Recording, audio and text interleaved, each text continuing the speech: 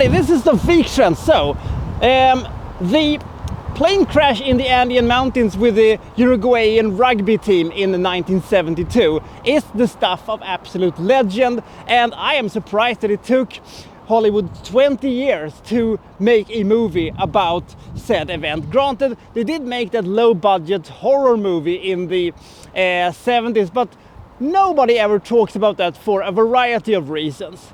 And then it took them 30 more years to make a Spanish language version of the thing. Not necessarily breaking any new ground, but at least making the movie feel a little bit more authentic than the more glossy Hollywood version that came in the 90s. But both of them are very good. But as you will see in this review, that both movies kind of hurt each other in a different sort of way. So I'm left here in a little bit of a pickle. How do I rate this movie as compared to Alive, and what's the main difference between them? That's a little bit of what we're going to take a look at today, once we look at one of the greatest movies that Netflix has ever done. This is my review of Society of the Snow.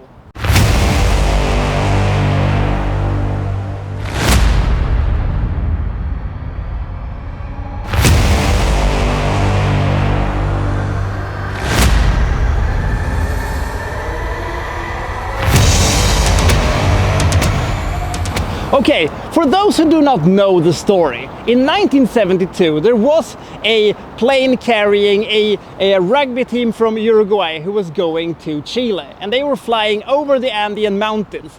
On the way there, they get into some bad weather and they crash right up in the mountains, very high altitude. They're not dressed for the cold weather, and they are kind of low on supply. And since nobody knows exactly where they are, help is not coming. So they are essentially left there to freeze or starve to death, unless they can bond together and be able to somehow get off this mountain before everybody dies. That is essentially what this story is about.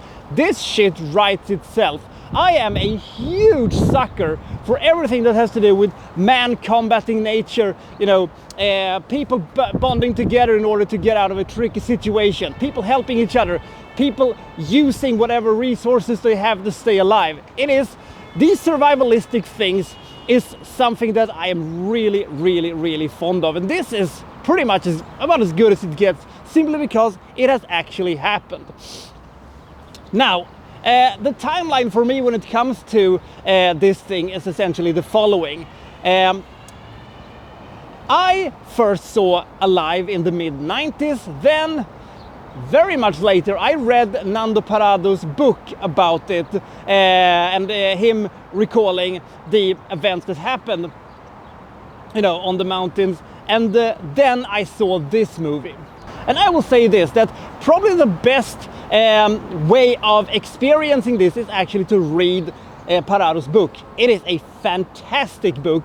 And then I realized that Alive has pretty much overlooked a lot of things that happened in that book, especially when it came to the expedition towards Chile and little things of what happened later, which this movie took much better care of and made the expedition to Chile a bigger focal point than Alive. They also don't shy away from, you know, the thing that made this event probably the most famous, because as they, you know, ran out of food, they of course ended up having to eat their own families, teammates and pilots.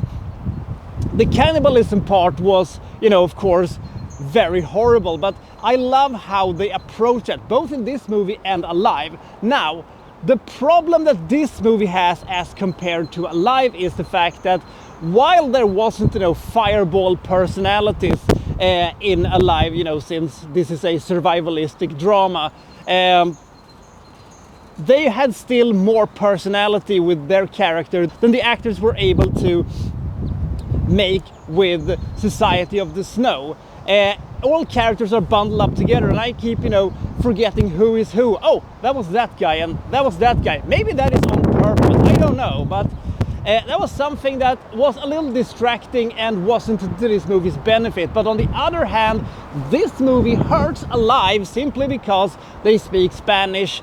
And since this movie feels more authentic, that makes Alive feel more Hollywood glossy, you know, blockbuster-ish, which is not what Alive is supposed to be. But Alive suffers from it because of it, and also both of them suffers a little bit because they are unable to take in some of the aspects that I thought was the most interesting things from the book. So I do recommend basically both Alive, this movie, but especially the book. As I said, if you're going to experience this movie in one way, that is, in my opinion, to read the book. And then you should probably see this one, because this is the better movie. It is an extremely well-made movie. The cinematography is amazing. I love the attention to details.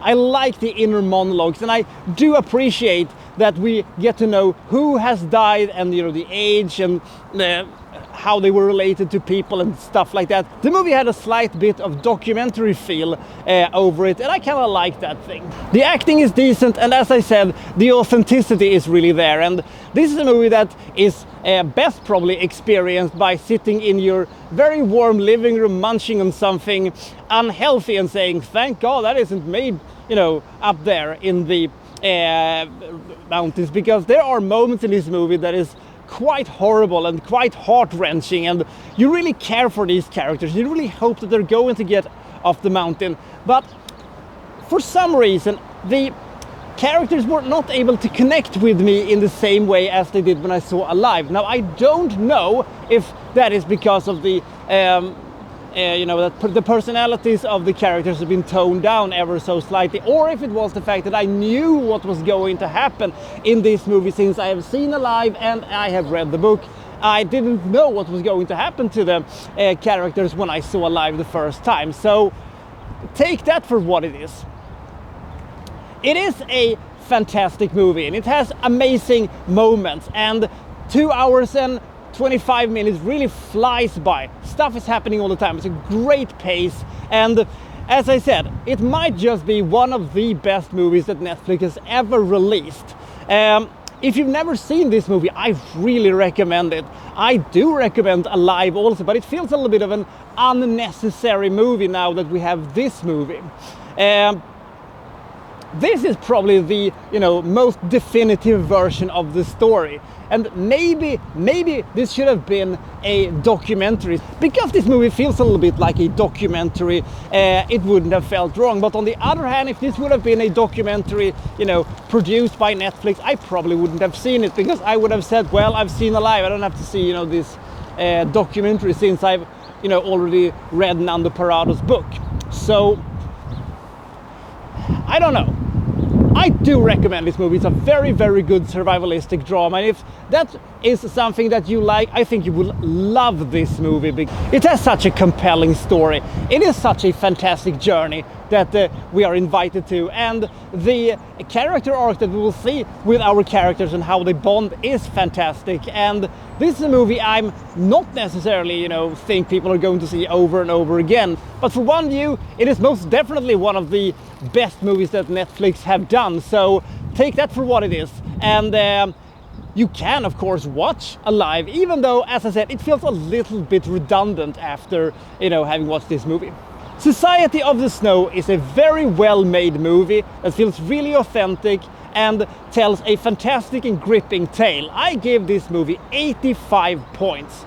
This is a movie that has small little things here and there that I didn't think was totally necessary, and there are points where this movie drags ever so slightly. And as I said, some of the things that was in the book that I hoped was going to be more addressed in this version was not. That was a little bit of a shame, but if you haven't read the book, you will not miss them, and probably will make for an even better experience. So take that for what it is.